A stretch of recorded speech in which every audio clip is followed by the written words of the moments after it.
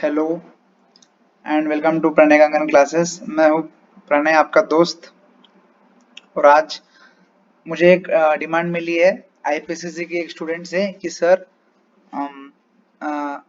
Paper 8 financial management and economics का जो FM paper है 60 मार्क्स का, वेरी इंपॉर्टेंट, उसका चैप्टर 5 कैपिटल स्ट्रक्चर बहुत हार्ड जा रहा है, प्लीज इसे समझाइए। तो मैंने नई पावर पॉइंट वगैरह कुछ नहीं बनाते, सोचा कि डायरेक्टली स्टडी मटेरियल से पढ़ो सो दैट आप लोग मुझे टाइम भी ज़्यादा ना लगे और आपको जल्द से जल्द वीडियो मिल सके, क्योंकि नवंबर की एग्जाम्स काफ़ी नज़दीक है। तो बिना टाइम वेस्ट करे मैं स्टार्ट करता हूँ। फाइनेंशियल डिसीजंस कैपिटल स्ट्रक्चर, पहले बता दूँ ये चैप्टर वेरी इंपॉर्टेंट है एंड वेरी इजी भी है साथ साथ। तो सबसे पहले चैप्टर का ओवरव्यू, कैपिटल स्ट्रक्चर डिसीजंस क्या है, नेट इनकम अप्रोच, चार टाइप के मेथड्स है ऑन ये theory, trade off theory and picking order theory. हम धीरे धीरे एक एक देखेंगे। मैं ये पूरे चैप्टर को दो तीन वीडियो में डिवाइड करूंगा वरना बहुत ही बड़ा हो जाएगा। So starting with meaning of capital structure, मैं ये टाइम पे एट द टाइम मतलब ये टाइम ऐसा है कि आपको ज्यादा थियरी में इंडल्ज नहीं करना चाहता, जो क्रक्स है चैप्टर का वो मैं आपको देना चाहता हूँ। तो ये जो थियरी है वो it's unimportant for you at this point of time. अब हम चलते हैं यहाँ पर वैल्यू ऑफ फर्म। सबसे पहले ये जो लाइन है, however the objective of a company is to maximise the value of a company and its prime objective while deciding the optimal capital structure. तो कोई भी कंपनी है, आपकी कंपनी रहो या मेरी कंपनी रहो, अपने कंपनी का सबसे मेन ऑब्जेक्टिव क्या रहता है कि अपनी कंपनी की वैल्यू को बढ़ाए। हम डेप्ट इशू कर रहे हैं या इक्विटी इशू कर रहे हैं या प्रेफरेंशियल इशू कर रहे हैं, ये सेकेंडरी थिंग है। सबसे पहले क्या होगा, कोई भी इशू करो भाई, अपने कंपनी की वैल्यू बढ़नी चाहिए। तो इसलिए ये however the objective of the company, मतलब ऊपर कुछ भी हो, ये कंट्रोल, ये मेरो रिस्क, वो दैट इज सेकेंडरी थिंग। सबसे मेन इंपॉर्टेंट है कि अपने कंपनी की वैल्यू मैक्सिमाइज होनी चाहिए। तो value of the firm, EBIT upon overall cost of capital या weighted average cost of capital. अभी आपको एकदम से समझ में नहीं आएगा, पर ईबीआईटी क्या है? EBIT is earning before income, earning before interest and taxes, sorry हाँ, earning before interest and taxes. तो यहाँ आप देखना वैल्यू ऑफ द फर्म कैसे निकलता है, जो earning before interest and taxes है उसको हम डिवाइड करेंगे ओवरऑल कॉस्ट ऑफ कैपिटल या weighted average cost of capital. अब बोलेंगे अरे भैया कि ये ओवरऑल कॉस्ट ऑफ कैपिटल या weighted average cost of capital कैसे निकालना, ईबीआईटी तो निकालना हमें आता है, तो ओवरऑल कॉस्ट ऑफ कैपिटल कैसे निकालेंगे? तो ओवरऑल कॉस्ट ऑफ कैपिटल, उसके नीचे ये देखो, कॉस्ट ऑफ डेप्ट इनटू वेट ऑफ डेप्ट plus cost of equity into weight of equity. Wait cost of डेप्ट तो डायरेक्टली दिया रहेगा, वेट ऑफ डेप्ट निकालने के लिए, हाँ, तो इसमें वेट ऑफ डेप्ट कैसा निकालेंगे? तो वेट मैं भैया बता दूं, या वेट मतलब मेरा वेट 60, आपका वेट 50, ये वेट नहीं, इधर वेट का मतलब होता है परसेंटेज, परसेंटेज ऑफ डेप्ट कितना है। हम डेप्ट इशू करते हैं, इक्विटी इशू करते हैं ना, तो वेट ऑफ डेप्ट मतलब percentage of dept in total. तो यह फॉर्मूला देखना, कॉस्ट ऑफ डेप्ट के डी इंटू वेट ऑफ डेप्ट क्या है, डी मतलब market value of dept divided by market value of डेप्ट plus market value of S मतलब इक्विटी। तो सेम कॉस्ट ऑफ इक्विटी के ई, इधर के इक्विटी का ई एंड इधर डेप्ट का डी। तो इसे डेप्ट कैपिटलाइजेशन रेट और इधर इक्विटी कैपिटलाइजेशन रेट भी बोलते हैं, हम उसके नीचे देख लेंगे। एंड वेट ऑफ इक्विटी कैसे निकालेंगे, market value of equity this is S upon weight मतलब percentage by total, total it is total क्या रहेगा, मार्केट वैल्यू ऑफ डेप्ट या plus market value of equity. ये बहुत ही सिंपल सा फॉर्मूला है, आप एक दो प्रॉब्लम करोगे ना तो इससे थरो हो जाओगे।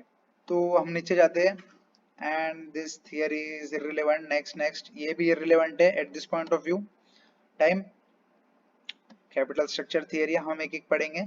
हाँ, ये कुछ अजम्पशंस है, तो आप एक बार इसको पढ़ लेना, ये कुछ इतना इंपॉर्टेंट नहीं है, खाली अजम्पशंस है, वो हम प्रॉब्लम में कैसे भी मान के चलते हैं और इन्होंने रिटर्न में दिया है। Starting with net income approach, मैं एक बात बोलना चाहूंगा, ये जो थियरी है अभी मैं आपको पढ़ाऊंगा, टाइम भी जाएगा और आपको इतना क्लियर नहीं समझेंगा, मैं लिख के देता हूँ, लेकिन जब आप पूरे प्रॉब्लम्स कर लोगे ये पूरे चैप्टर के, एंड उसके बाद जब आप एक बार थियरी पढ़ोगे ना, तो मैं I am damn sure that आपको ये थियरी रजिस्टर हो जाएंगी। अभी decline in the weighted average cost of capital, अरे भैया अभी तो weighted average cost of capital ही नहीं मालूम ठीक से, तो आप ये लाइन का इंटरप्रिटेशन कैसे कर पाओगे या कैसे सोच पाओगे, आप ही सोचिए। तो मेरा ये मानना है कि पहले आप प्रॉब्लम्स कर लो और उसके बाद जब आप थियरी पढ़ोगे ना, गारंटी आपको थियरी लर्न हो जाएंगी, मतलब समझ जाएंगी, समझेंगे। अभी आपको थियरी समझेंगे नहीं, आप सिर्फ मेरे साथ हाँ हाँ करोगे। सबसे पहले बात की वैल्यू ऑफ फर्म, जो ऊपर अपने देखा था वैल्यू ऑफ फर्म, उधर एक टर्म था, तो वैल्यू ऑफ फर्म कैसे निकालते हैं? Value of firm is nothing but market value of equity plus market value of डेप्ट, मतलब जो हम इक्विटी इशू कर रहे हैं और जो हम डेप्ट ले रहे हैं, तो ये दोनों का जो मार्केट वैल्यू है उसको मिलाएंगे, प्लस करेंगे, तो ये वैल्यू ऑफ फर्म बचेगा। सबसे easiest formula I guess. Next, तो आप बोलोगे ठीक है सर वैल्यू ऑफ फर्म तो निकाल देंगे, market value of equity plus market value of डेब्ट, लेकिन मार्केट वैल्यू ऑफ इक्विटी कैसे निकालेंगे, ये भी तो मेन है ना। तो मार्केट वैल्यू ऑफ इक्विटी निकालने के लिए भी फॉर्मूला है, that is earnings available for equity share holder upon equity capitalisation rate. मैंने कहा था कि के का मतलब इक्विटी कैपिटलाइजेशन रेट भी है, जो नीचे देखेंगे वो यही है। तो ये जो है ये तो प्रॉब्लम में दिया होगा के, कभी क्या होगा एस देगा एनआई देगा, अपने को के निकालना पड़ेगा, कभी ये दो दे देगा एनआई और के ही, अपने को एस निकालना पड़ेगा। मेजोरिटी ऑफ केसेस में अपने को एस निकालना पड़ता है और यहाँ पर डी निकालना पड़ता है इसके जैसे ही, तो फिर वैल्यू ऑफ फर्म का टोटल करना पड़ेगा। पर एनआई क्या है? NI is earning available for equity share holders. तो earning available for equity share holder मतलब क्या? जो ईबीआईटी आता है, ईबीआईटी माइनस हम पहले डिबेंचर्स को पैसा देते हैं, डिवेंचर्स को उनका इंटरेस्ट देने के बाद जो बचता है वो तो भाई सब इक्विटी शेयर होल्डर्स का ही होता है, तो वो divided by equity capitalisation rate हम करेंगे, तो मार्केट वैल्यू ऑफ इक्विटी हमें आ जाएंगे। Next, overall cost of capital का हमने जो फॉर्मूला देखा था, दैट इज कॉस्ट ऑफ डेप्ट इनटू क्या था, वेट ऑफ डेप्ट plus cost of equity into weight of equity. उसके बदले और एक फॉर्मूला है, that is EBIT upon value of firm. EBIT तो देखे रहेगा या निकाल सकेंगे, इजी है वो। And value of the firm हमने अभी सीखा, वैल्यू ऑफ द फर्म कैसे निकालते हैं, दैट्स इट। ये बहुत इजी है और ये वेरी इंपॉर्टेंट फॉर्मूला भी है, overall cost of capital EBIT upon value of firm, बहुत जगह यूज करेंगे हम इसे। तो बिना टाइम वेस्ट करे स्टार्टिंग विद फर्स्ट प्रॉब्लम जाते हैं हम। तो भैया इधर देखे है कि रूपा लिमिटेड की ईबीआईटी है 5 लाख रुपए। तो सब लोग अपना अपना कैलकुलेटर ले लो, 5 लाख रुपए ईबीआईटी है। The company has 10% 20 lakh debentures, मतलब 10% इंटरेस्ट देंगे 20 लाख डिवेंचर को। हाँ okay. The equity capitalisation rate that is K दे दी हमें 60%, 16% sorry. You are required to calculate market value of equity and value of firm. और सेकंड है, सेकंड यहाँ पर है ओवरऑल कॉस्ट ऑफ कैपिटल। तो चलो बिना देखे करते हैं। सबसे पहले क्या निकालना पड़ेगा? Market value of equity. Market value of equity के लिए फॉर्मूला क्या है? इधर आओ, एन आई अपॉन ई के। एन आई निकालने के लिए earnings available for equity share holder, मेरे साथ आओ। ईबीआईटी है, ईबीआईटी माइनस अगर अपन डिवेंचर्स को इंटरेस्ट दे दिए तो बाकी सब क्या रहेगा? Earning available for equity share holder रहेंगे। तो कम ऑन, तो 5 lakhs minus 10% of 20 lakhs that is 2 lakhs, right? तो बचे 3 lakhs, 3 lakhs अपॉन के। ओके समझ रहे हो? तो मार्केट वैल्यू ऑफ इक्विटी आ जाएंगी अपने पास। देखो यहाँ पर 3 lakhs अपॉन के दैट इज 18 lakhs 75,000 अपनी अपना हो गया market value of equity. And इधर पूछ रहा है value of firm. Value of firm का फॉर्मूला क्या है? Market value of equity plus market value of डेप्ट। मार्केट वैल्यू ऑफ इक्विटी हमने अभी निकाली और मार्केट वैल्यू ऑफ डेप्ट इज 20 लाख डिबेंचर्स दिए जो है, रुपीज 20 लाख डिबेंचर्स। तो दोनों को प्लस कर दो तो आ जाएगा अपना वैल्यू ऑफ फर्म। देख लो वेरी इजी, कुछ भी नहीं है। मार्केट वैल्यू ऑफ इक्विटी का फॉर्मूला क्या? Earning available for equity share holder upon the equity capitalisation rate, जो कि वेरी इजी और दिए सो ही है। अपने को सिर्फ डिवेंचर का इंटरेस्ट निकाल के जो भी बचा उसको फॉर्मूले में डाल के वैल्यू। नेक्स्ट है overall cost of capital. Overall cost of capital का भैया हमने फॉर्मूला भी पढ़ा, क्या है? EBIT upon upon value of firm. हम वो फॉर्मूले से भी कर सकते हैं, लेकिन क्यों कॉस्ट ऑफ डेप्ट इनटू वेट ऑफ डेप्ट plus cost of equity into weight of डेप्ट, उतना करना ही क्यों जब अपने पास ये सब है, मतलब डायरेक्ट ईबीआईटी और वैल्यू ऑफ फर्म है तो वो सब करना नहीं। अगर ये ईबीआईटी या वैल्यू ऑफ फर्म दोनों में से कोई नहीं रहा तो वो फॉर्मूला भी यूज कर सकते हैं। देखो ईबीआईटी क्या है 5 lakhs upon value of firm क्या है 3875, कर लिए overall cost of capital. Very easy, कुछ भी नहीं है, आप वो फॉर्मूले से भी करके देखो, यही आंसर आएगा। नहीं आया तो कमेंट बॉक्स में कमेंट करिए। नेक्स्ट हम चलते हैं फटाफट ट्रेडिशनल अप्रोच पे। ट्रेडिशनल अप्रोच नाम से ही कहता है कि भाई पुराने जमाने का अप्रोच। वंस अगेन बोल रहा हूँ, थियरी बाद में पढ़ना, प्रॉब्लम्स होने के बाद आपको ज्यादा अच्छे से समझेंगे। तो यहाँ एक लाइन जो main highlight of traditional approach है वो अपन पढ़ लेते हैं, सो दैट भाई ट्रेडिशनल अप्रोच में क्या है थोड़ा तो अपने को थोड़ा तो पता रहे, क्योंकि बाद में पढ़ेंगे वो अलग चीज है, थोड़ा तो पता रहे कि क्या है। ओके तो क्या है, the firm should strive to reach the optimal capital structure and its total valuation through a judicious use of both debt and equity in capital structure. At the optimal capital structure, the overall cost of capital will be minimum and the value of the firm will be maximum. दोस्तों underline कर लो ये point, ये क्या है, at the optimal capital structure the overall cost of capital will be minimum and the value of the firm will be maximum. मतलब नीचे अपने को ये प्रॉब्लम आ सकता है कि ओवरऑल कॉस्ट ऑफ कैपिटल 3-4 जनों के निकालना पड़ेंगे, और जिसका overall cost of capital minimum रहेगा तो उसका value of the firm maximum रहेगा। अपना मेन ऑब्जेक्टिव क्या है, आपका मेरा मेन ऑब्जेक्टिव क्या है, सॉरी ऑब्जेक्टिव क्या है, वैल्यू ऑफ द फर्म को इंक्रीज करना। तो value of the firm maximum कब होगा ट्रेडिशनल अप्रोच के हिसाब से, जब overall cost of capital will be minimum. Okay guys, तो overall cost of capital minimum करने की कोशिश करेंगे तो value of the firm will be maximum. Next हम चलते हैं सेकंड क्वेश्चन की ओर, illustration 2। Indira limited has EBIT of 1 lakh, 1 lakh की ईबीआईटी है। The company makes use of डेब्ट एंड इक्विटी कैपिटल, पता है भाई दूसरा यूज ही नहीं कर सकते आप। The firm has 10% debentures of 5 lakhs। Okay मतलब 5 लाख रुपए के डिवेंचर है, 10% का इंटरेस्ट देने का है।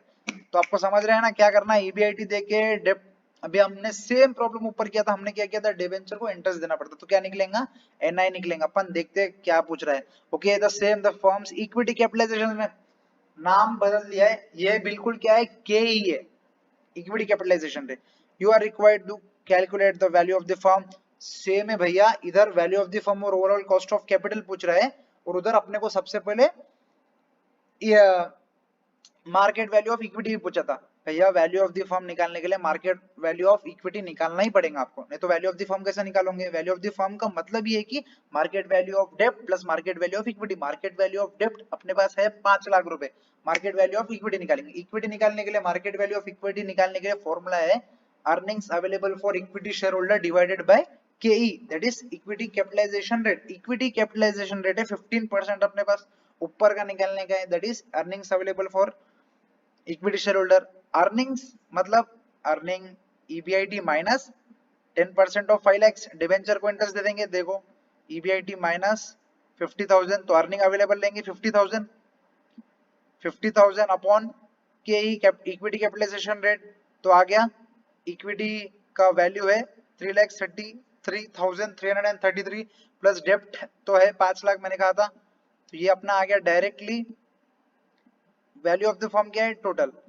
अब देखो यहाँ पर इन्होंने ये मेथड से भी सॉल्व किया, और अपन ये मेथड से नहीं करके वैल्यू ऑफ ईबीटी ईबीआईटी अपन पहले ये मेथड से कर लेते, बाद में वो उससे भी समझा था।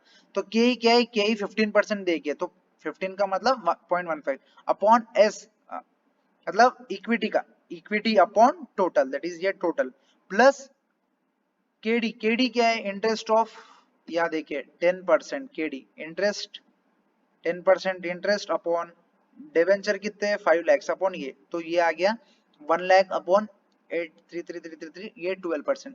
तो हम ये नहीं करते हुए हम डायरेक्टली ईबीआईटी अपॉन वी करते, भाई ये बहुत लंबा है अपने को नहीं करने का। ईबीआईटी क्या है भैया, ईबीआईटी क्या है 1 लाख अपॉन वी क्या है, वैल्यू ऑफ द फर्म 8333।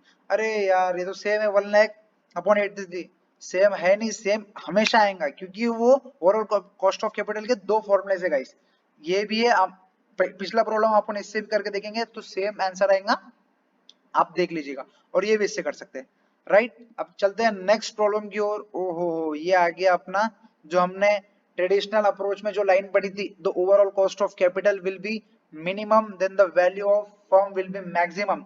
तो यहाँ ओवरऑल क्वेश्चन क्या है देखो, ओवरऑल कॉस्ट ऑफ कैपिटल हमें शायद ये देखो ऑप्शन 7 के निकालने पड़ेंगे एंड उस हिसाब से। ओके तो क्वेश्चन पढ़ते हैं सबसे पहले, determine the optimal capital structure of a company from the following. Okay optimal मतलब सबसे सुपर, सुपर मतलब कब, जब value of the firm will be maximum. Okay तो कॉस्ट ऑफ डेप्ट 11, ओके 13% ये सब दिया है, परसेंटेज ऑफ डेप्ट ऑन टोटल वैल्यू। दोस्तों याद देखना, डेप्ट टू इक्विटी रेशियो नहीं है, ये है डेप्ट अपॉन डेप्ट प्लस इक्विटी, मतलब ये है डेप्ट के परसेंटेज।